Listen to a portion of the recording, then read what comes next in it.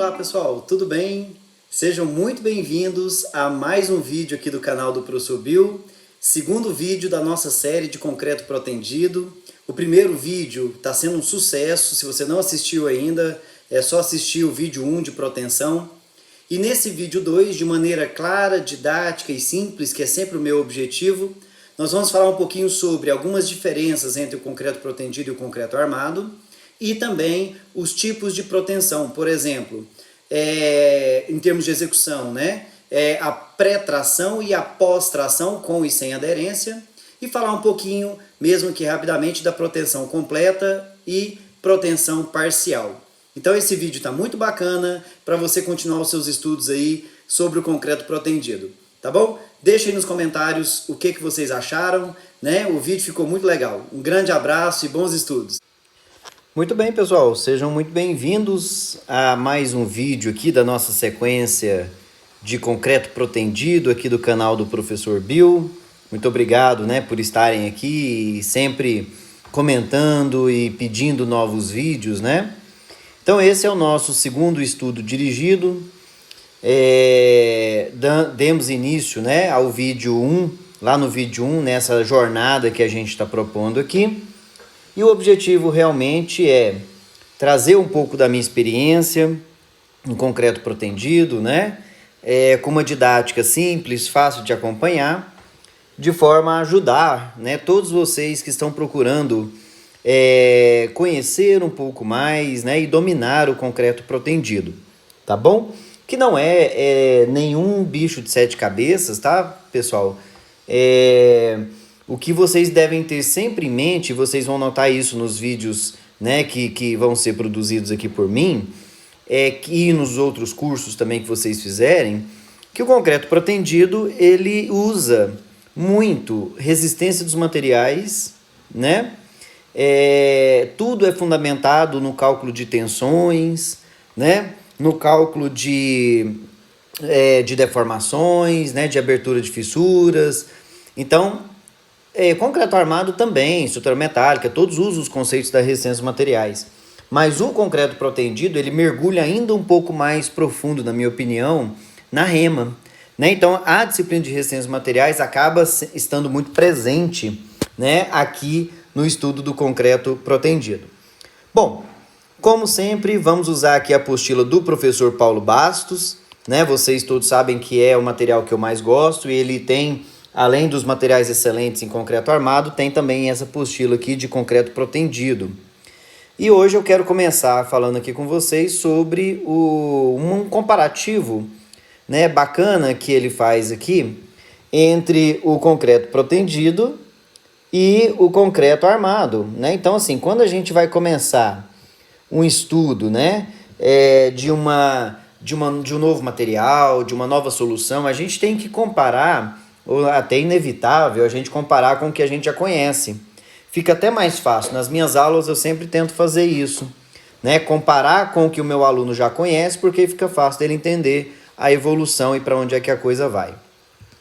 Então ele fala aqui, né, que nas peças protendidas nós temos a presença de concretos e aços de alta resistência, né? Então não é o mesmo FCK que a gente usa no concreto armado, é um pouquinho melhor, né? Não é o mesmo aço que a gente usa no concreto armado, é um pouquinho melhor, né? E eu tenho a possibilidade da proteção eliminar as tensões de tração no concreto. Por que a gente fala aqui de possibilidade? Porque vocês vão notar que existem graus de proteção, tá? E esse grau de proteção, ele depende do que eu estou querendo fazer, vai depender do calculista e vai depender da situação, né? Então vocês vão notar, já adiantando aqui para vocês, né, que nós temos a proteção parcial, né? Nós temos a proteção parcial, nós temos a proteção limitada e nós temos a proteção total, a proteção completa. Tá? Então não vou aprofundar aqui por enquanto, a gente vai ver isso aqui, né, em breve, mas eu que determino o grau de proteção que eu quero dar naquela peça, né? Ou seja, será que eu quero permitir a abertura de algumas fissuras? Talvez numa proteção mais em conta, mais barata? Ou não, realmente aquela estrutura eu quero ter a certeza que ela vai trabalhar no estágio 1 e não vai ter nenhuma fissura aberta. Então pode ser a proteção completa, né? Então eu defino isso. Então a possibilidade da proteção eliminar 100% as tensões de tração no concreto. Ou seja, percebam que isso é possível. E no concreto armado isso é impossível, né? Então, aqui nós temos a vantagem, obviamente, né, que ele fala aqui na sequência, da peça de concreto protendido, ela vencer vãos maiores do que a de concreto armado, vamos falar da viga, por exemplo, usando, às vezes, a mesma altura, ou até menor do que o concreto armado. Então, por exemplo, no concreto armado, nós temos sempre aquela visão, né, de que a altura da viga, né, vamos falar de viga, ela é aproximadamente o vão da viga sobre 10. Pelo menos para a viga isostática, isso é uma verdade sempre muito grande, né? Que a gente usa para pré-dimensionar. Eu pego o vão que a viga vai vencer e divido por 10. No concreto protendido, para vocês terem uma ideia, a altura da viga, ela pode ser estimada em vão da viga sobre 20. O que o Bill está querendo dizer para vocês? Que a viga de concreto armado, para vencer o mesmo vão, a viga de concreto protendido, perdoe, para vencer o mesmo vão da viga de concreto armado, eu posso colocar metade da altura. Então, para um vão de 10 metros, onde eu precisaria de uma viga teoricamente de concreto armado de 1 metro de altura, eu consigo vencer esses 10 metros com proteção com 50 centímetros de altura. Então, imagina uma viga de 50 vencendo um vão de 10 metros. Aí é que está a beleza da proteção. Né? Então, nós temos peças, seções menores que podem viabilizar arquiteturas, pode viabilizar a coisa até de forma econômica, né? Exatamente isso aí, ok? Então, vencer grandes vãos, obviamente, vencer grandes vãos, né? De maneira econômica, né? Tendo uma certa economia, ok? Ele fala aqui ainda que no caso de vãos até 10 metros, o custo adicional do concreto protendido né, dos materiais, da utilização, dos equipamentos, torna o concreto armado mais viável. É claro que isso é muito relativo, né? Mas o professor Paulo Bastos coloca aqui para nós, né, que na visão dele, né, a proteção ela é viável a partir de 10 metros. Então, repito, isso é muito... depende, né, pessoal? Isso, ele até tem algumas observações aqui, uns numerozinhos, né, com algumas referências que ele tem, mas se vocês quiserem ter essa ideia, né, vãos a partir de 10 metros, a proteção começa a ficar extremamente mais em conta, ok?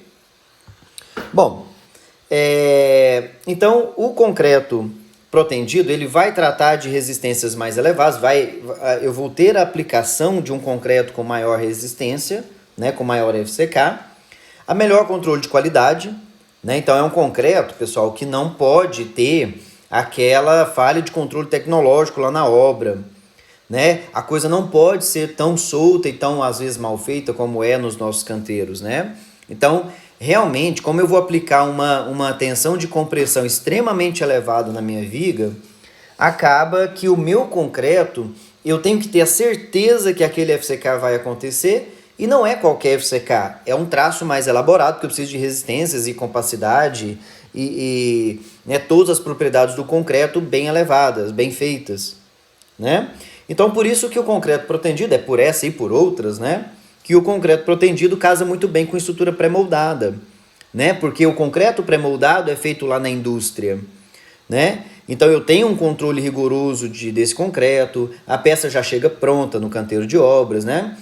Então a gente vê muito o concreto protendido correlacionado com estruturas pré-moldadas de forma natural até, né?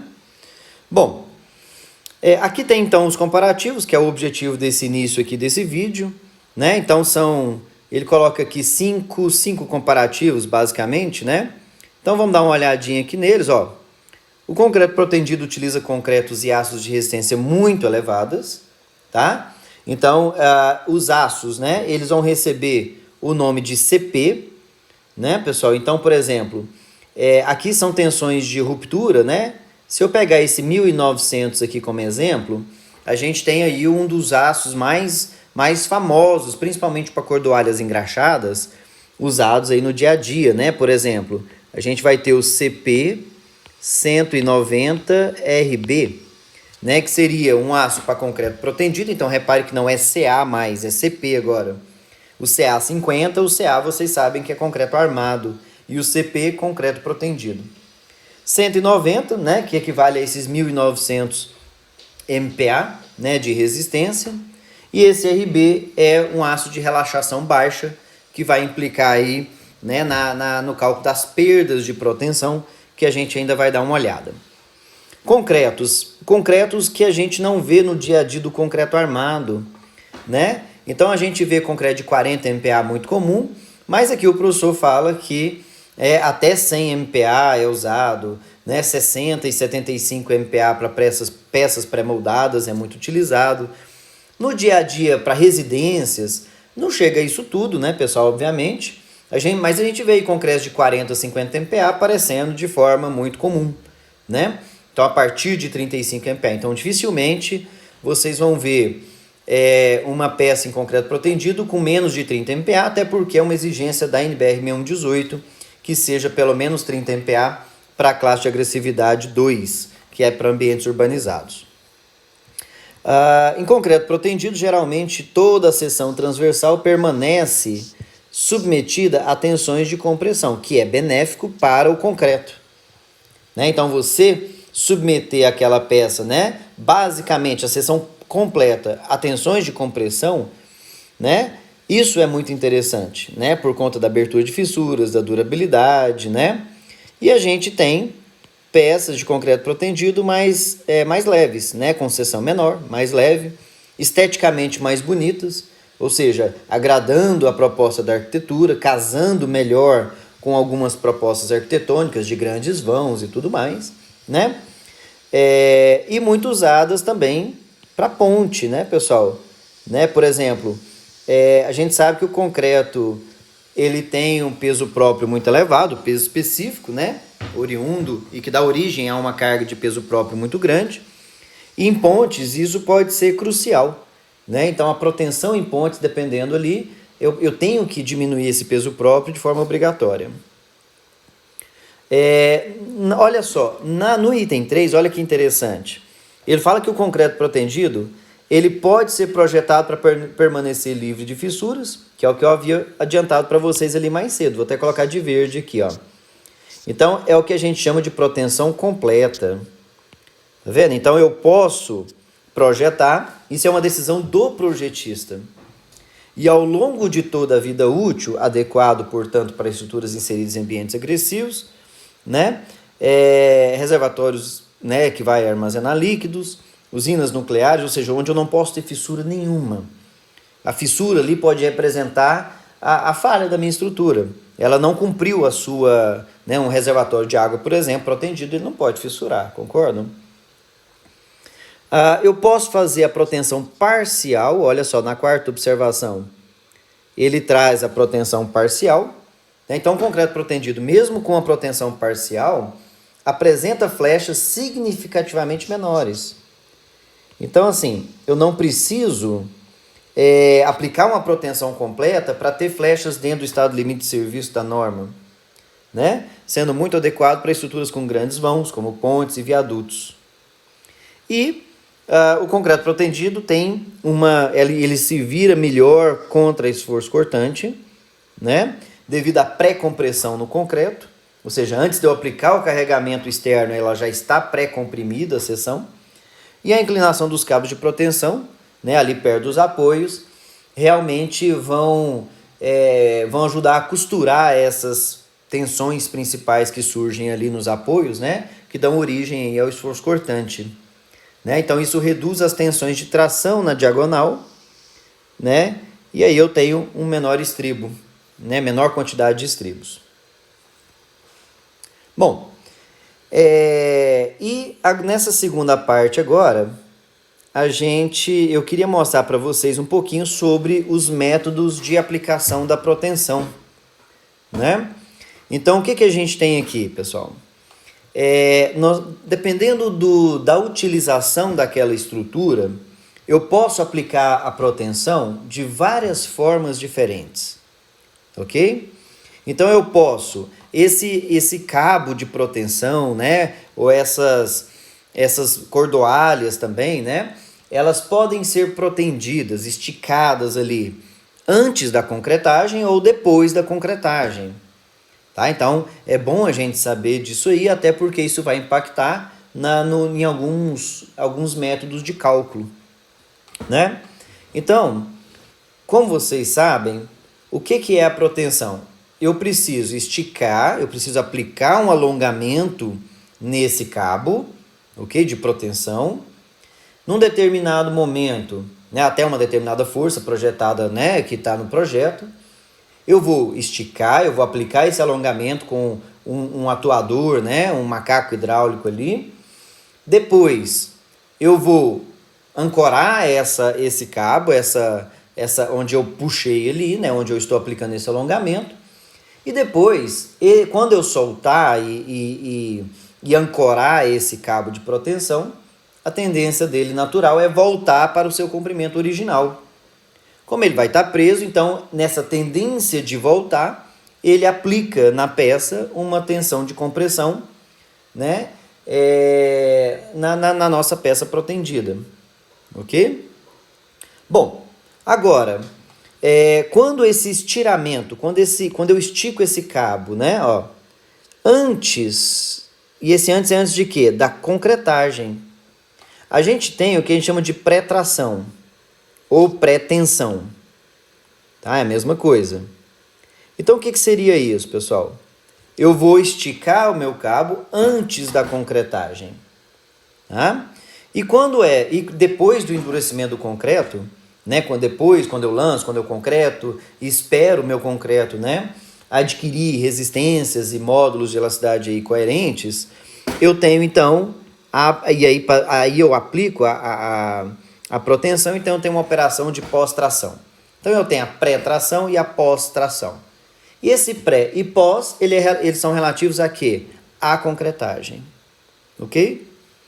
Bom, nessa operação eu vou fixar os fios ou cordoalhas, a gente vai ver ainda no vídeo de materiais que a gente vai fazer o que é o fio e o que é a cordoalha, mas basicamente, aqui nessa foto aqui, ó, na figura 1.23, vocês têm o fio de proteção, já adiantando um pouquinho isso aí para vocês, né? Então, é um fio mesmo de proteção, com diâmetro já especificado, né? Eu tenho um catálogo, assim como eu tenho de CA50. E aqui eu tenho um cabo de proteção, né? Feitos de vários fios, né? Que podem ser entrelaçados, né? Na figura aqui do lado. Bom, e nessa operação, né, pessoal, ali da proteção, para esse cabo não voltar, a gente usa a cunha bipartida, né? Então, nessa figura aqui, ó, tá muito clara aqui a cunha. Então, ela tem um formato de tronco de cone, né? E que nessa figura aqui, 1.23, onde está em vermelho aqui, né? Ela já está inserida, que seria isso aqui, ó, né? Então, pelo seu formato, quanto mais o cabo tende a voltar, mais ela vai entrando ali na ancoragem, né? Então, o que acontece? Ela, pelo seu formato, ela trava. E quanto mais ela é solicitada, mais ela trava. Então, esse cabo, ele não vai, né, voltar realmente. Ele vai ter uma segurança, né? Então, esse é o método aí, né? Essa cunha bipartida que ela vai aqui por cima, né? Vocês estão vendo a parte de baixo. Elas são duas peças soltas. Aí eu coloco uma por cima da outra ali. E tem o meu esse cilindro aqui, né? Que é o que ele chama aqui de porta-cunha. Então, basicamente, quanto mais o cabo puxa para dentro tentando voltar, mais essa cunha vai entrar e vai travar e vai ancorar o nosso cabo de proteção, ok? Bom, esse é um método, né, muito utilizado. Agora, e essa pré-tração e pós-tração? Como é que isso é executado, Bill? E onde que isso vai ser utilizado? A pré-tensão, pessoal, ela é muito usado na fabricação de peças pré-moldadas. Certo? Então, a pré-tensão realmente, a gente vai ver isso aqui acontecendo nas famosas pistas de protensão. Tá? Na próxima página aqui já tem uma figurinha que eu vou mostrar para vocês, tá? Mas, basicamente, então, quando a gente fala de pré-tração, eu falo de peças pré-moldadas, ok? Onde eu vou esticar os cabos antes da sua concretagem, ok? E aí depois eu lanço esse concreto ali na pista de protensão, os cabos já estão esticados. Aí eu espero a cura desse concreto, ele ganhar a resistência necessária e módulo de elasticidade, todas as propriedades necessárias. E a partir daí a gente corta esses cabos. E como é que essa tensão de compressão vai ser aplicada na peça? Vai ser aplicada por atrito, né? Porque o meu concreto já está endurecido, já tem as propriedades, já está aderido ao cabo de proteção. E na hora que eu corto esse cabo de proteção, ele vai realmente aplicar essa força aí. Tem uma figurinha bacaninha logo na próxima página. Então, olha só. Essa pista de proteção ela vai ser uma base plana, né, que tem aí dezenas de metros. Então, vai depender se você está fabricando viga, se você está fabricando vigotas para laje nervurada, se você está fabricando lajes alveolares, né, os comprimentos. Então, isso vai depender do tamanho da sua pista de proteção. Né? Bom, deixa eu já mostrar aqui para vocês então. Olha só, eu acho que tem até uma foto. Olha só, isso aqui é a pista de proteção. Então vocês vão reparar nessa foto aqui, ó, que eu tenho dezenas e dezenas de metros, né? E aqui eu tenho o lugar onde eu vou ancorar. Então percebam aqui, pessoal, onde eu ancoro, né, esse cabo. Do lado de lá também tem, de tempo em tempo, eu tenho isso aí, tá vendo? E os meus fios de proteção, né, esticados. O concreto ele é lançado aqui em cima, né? Aqui eu acho que nessa figura já está mais claro, ó. Percebam que aqui já tem, né, ó, a ancoragem dos cabos de proteção. Então eu concreto essa peça, esse concreto ele adquire as suas propriedades, né? E a partir daí eu corto esses cabos, tá? E na hora que eu corto esses cabos, olha só, essa figurinha aqui é muito bacana, ó. Tá? Aqui eu tenho o estiramento da armadura de proteção, né, com cilindro hidráulico. Então, eu tenho uma parte que é presa, ou seja, eu tenho um bloco de reação, que é esse bloco de concreto aqui, ó, ou pode ser metálico também. Eu tenho um bloco de reação. E aqui eu tenho a ancoragem passiva, é onde fica preso, não é onde eu aplico a proteção. E na outra extremidade, eu aplico a proteção, que é chamada ancoragem ativa. E na hora que eu puxar ali, né? E aí eu tenho ali a forma, né? Eu não tenho concreto ainda. Ela está estirada e eu tenho, então, num segundo momento, essa concretagem.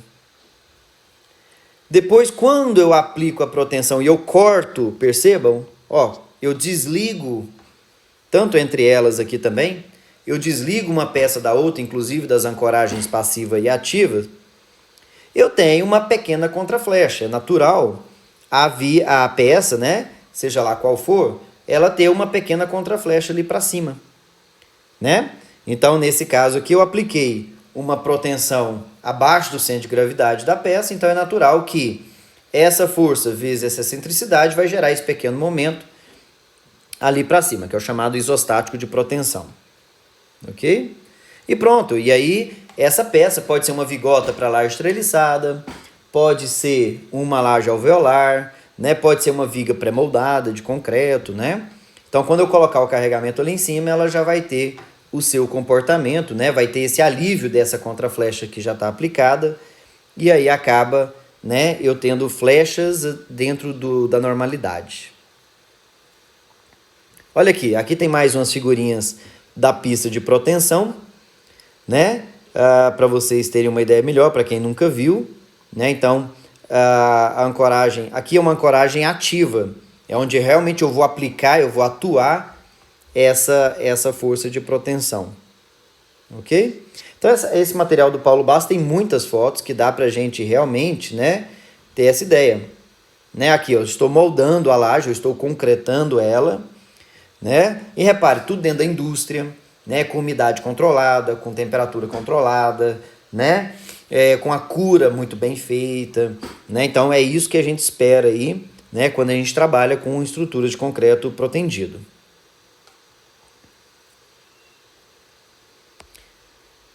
Essa aqui para fabricação de vigas, né? Então percebam que o critério é o mesmo. Estão vendo? Então aqui vocês estão vendo os fios de proteção, né? Os cabos, na verdade, perdoe, né? De proteção, né? E a pista, né? Com centenas, às vezes, de metros, aplicando ali o mesmo processo que a gente viu agora. Bom, aqui nesse item ele fala do concreto, né? Lá no item 3.1.7 da 6118, a definição para concreto com armadura ativa pré-tracionada, né? Que é o que a gente chama de proteção também com aderência inicial. Ou seja, o concreto protendido, em que o pré-alongamento da armadura ativa é feito utilizando-se apoios independentes do elemento estrutural antes do lançamento do concreto, que é o que a gente acabou de ver. Sendo a ligação da armadura de proteção com os referidos apoios desfeita após o endurecimento do concreto. A ancoragem no concreto realiza-se somente, olha essa palavra aqui, pessoal, somente por aderência, que é o que eu falei para vocês no começo do vídeo de hoje, né? Então é o atrito, é por aderência que a coisa vai se desenvolver. Ok? Então aqui, né, o operador aqui aplicando o estiramento, né, esticando, né, aqui eu tenho as ancoragens ativas, então, e isso aí está preso lá do outro lado com a ancoragem passiva. Muito bem, então várias fotos, ó, dá para a gente ter uma ideia muito boa, tá? Da pista de proteção, usando então a pré-tração, ou seja, que é a tração dos cabos antes, né, da concretagem. Olha aí. E às vezes equipamentos leves, né, pessoal? Percebam? Equipamentos que um operador consegue tranquilamente aplicar essa proteção ali.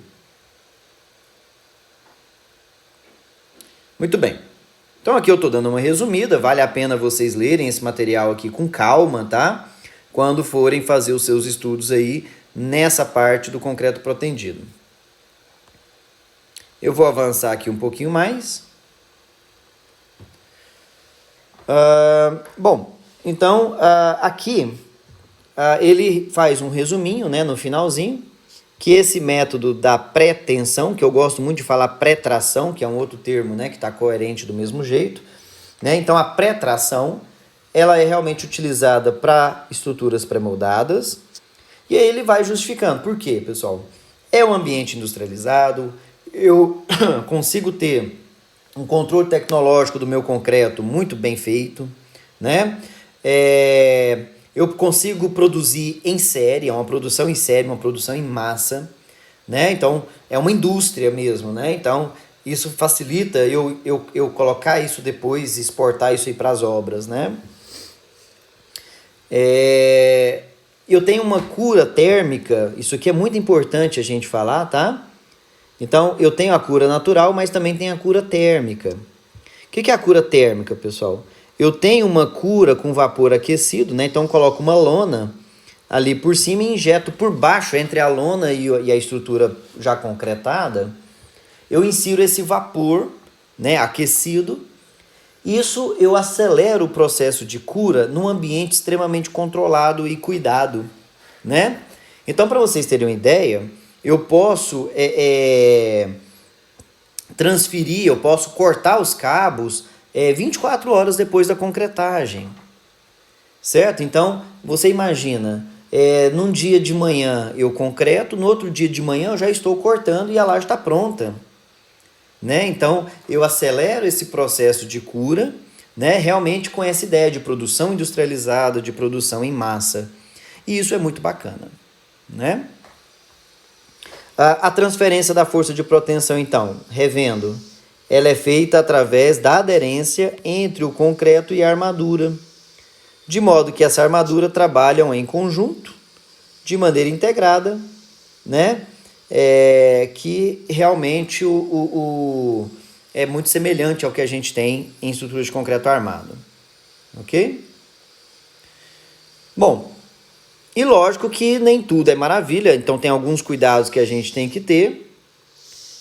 Como a inserção, né, da minha força de proteção ela é feita nas primeiras horas, né, nas primeiras idades do concreto, 24 horas depois, por exemplo, a gente vai ter, sim, uma deformação desse concreto, né? Esse concreto ainda não está com FCK 100% e a 28 dias, né? Nem modo de elasticidade, então é natural ter um encurtamento elástico do concreto. E propriedades que não tem como fugir, né, pessoal? É retração, é fluência, né? Então eu tenho tudo isso aí vai interferir, essas propriedades do concreto, que são inevitáveis, vão influenciar nessa perda da força de proteção. E as perdas é um assunto específico que a gente vai tratar aqui ainda em outros vídeos, né? Então eu tenho um alívio dessa força de proteção por conta dessa movimentação térmica e elástica e que a gente tem que considerar isso aí no cálculo, né? Já colocar um pouco a mais considerando essa perda e outras que também vão acontecer. Bom, e o outro tipo de proteção que eu queria mostrar para vocês aqui é a proteção com pós-tração. Ou seja, aqui agora é o contrário, né? Então, na pós-tração, a armadura ela é estirada, ela é esticada, ela é alongada após o concreto ter adquirido a resistência necessária para resistir a essas tensões de compressão. Certo? Bom, isso aqui não é muito casado, pessoal, não é muito viável para produção em massa. Né? Então, realmente, no ambiente industrializado, onde eu preciso fabricar peças uma atrás da outra ali, né, em grandes quantidades, em tempo curto, tem que ser a pré-tração. Tá? Então, a pós-tração, ela é feita para uma peça isolada, para poucas peças. E vocês vão começar a perceber que é o que a gente usa hoje em estruturas moldadas em loco. Né? Então hoje nós temos o quê? Quando eu vou protender uma viga lá na minha obra, né? Uma viga moldada em loco, tradicional zona. Olha, eu vou concretar a minha estrutura, vai ficar toda escorada, né? Porque ainda não tem a proteção. E nos dias, na idade especificada em projeto, então reparem que é o projetista que fala isso, eu vou aplicar essa força de proteção e eu preciso que o concreto já tenha a sua resistência, as suas propriedades mínimas para poder receber essa força de proteção num determinado momento. Né? Então, normalmente é ali nos 3, 5 dias iniciais, depois da concretagem, né? E aí eu tenho que tomar alguns cuidados e vamos ver o que acontece. Então, a armadura, de novo, ela é ancorada numa peça, numa extremidade, e o aço ele vai ser alongado, né? Então eu tenho a ancoragem passiva e a ancoragem ativa do mesmo jeito. Ok? Vamos ver. Aqui agora ele fala, tem algumas fotos ali na próxima página, mas ele fala aqui sobre as bainhas. Então o que acontece, pessoal? Na pós-tração, eu tenho a bainha, tá? Eu tenho uma bainha metálica e o meu cabo de proteção, a minha cordoalha, elas passam por dentro dessa bainha, ok? Então, na pós-tração, já vamos aqui falar de um jeito mais fácil. Na pós-tração, nós podemos ter a pós-tração com aderência, e nós podemos ter a pós-tração sem aderência. Então, reparem que na pré-tração não tinha essa conversa. É tudo por aderência, né? Pelo processo executivo, pré-moldado, tudo que a gente acabou de ver. Na pós-tração, eu posso ter a opção.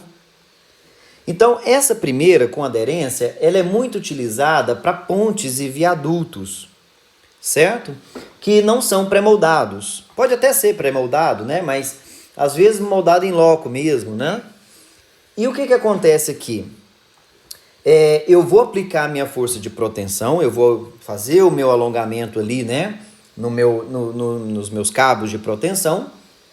E antes de soltar, antes de cortar esse cabo, né? E ancorar onde eu puxei, a gente vai aplicar uma nata de cimento. Então, o cabo de proteção está correndo dentro de uma bainha metálica. Então, a peça já está concretada, ela foi moldada em loco, né?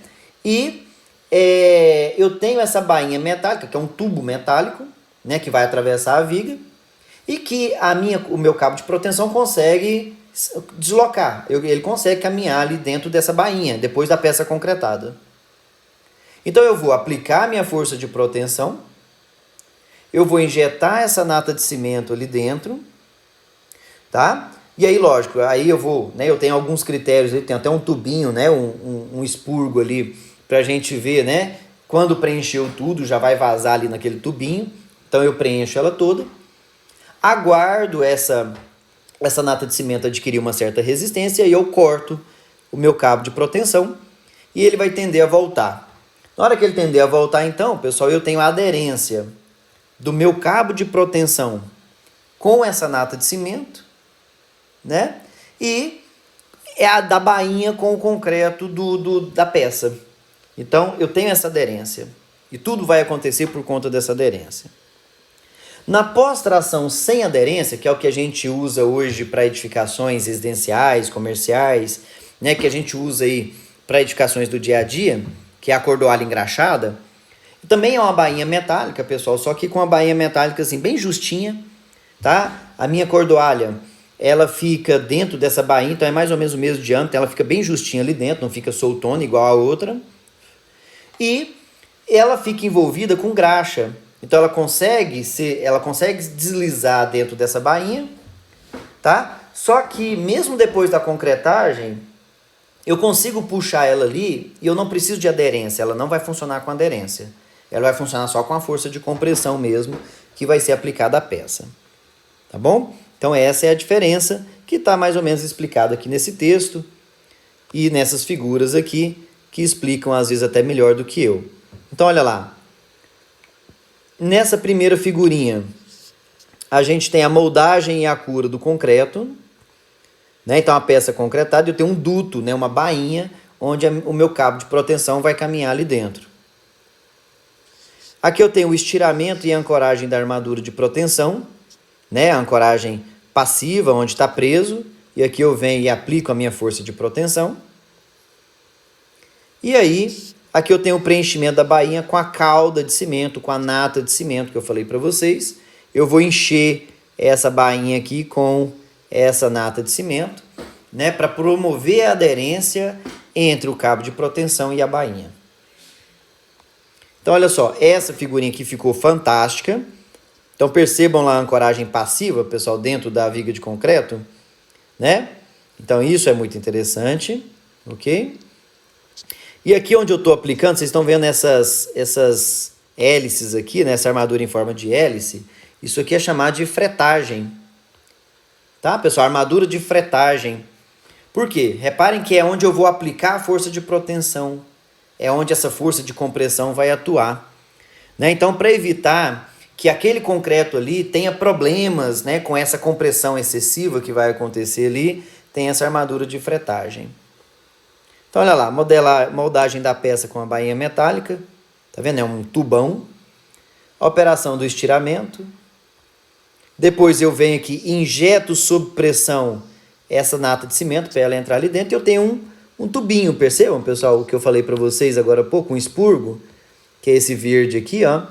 Então, na hora que isso vazar lá do outro lado, eu sei que toda a bainha foi preenchida, né? E eu vou injetando isso aí sob pressão.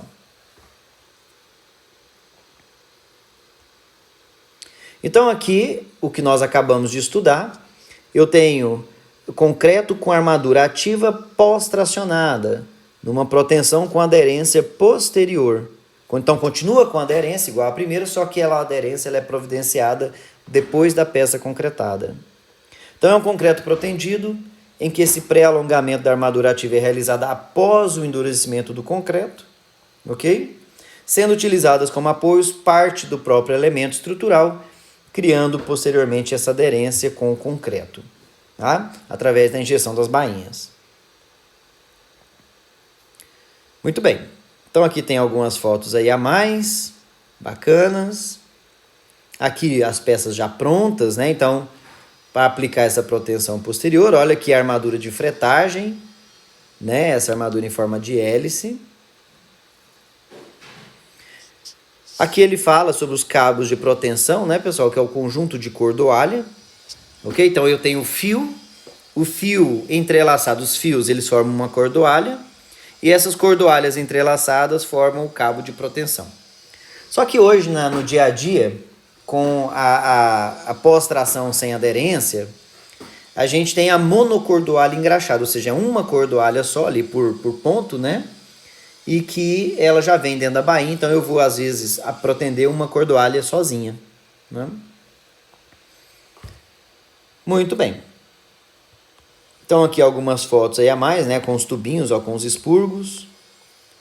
E para a gente finalizar, para o vídeo também não ficar demasiadamente grande,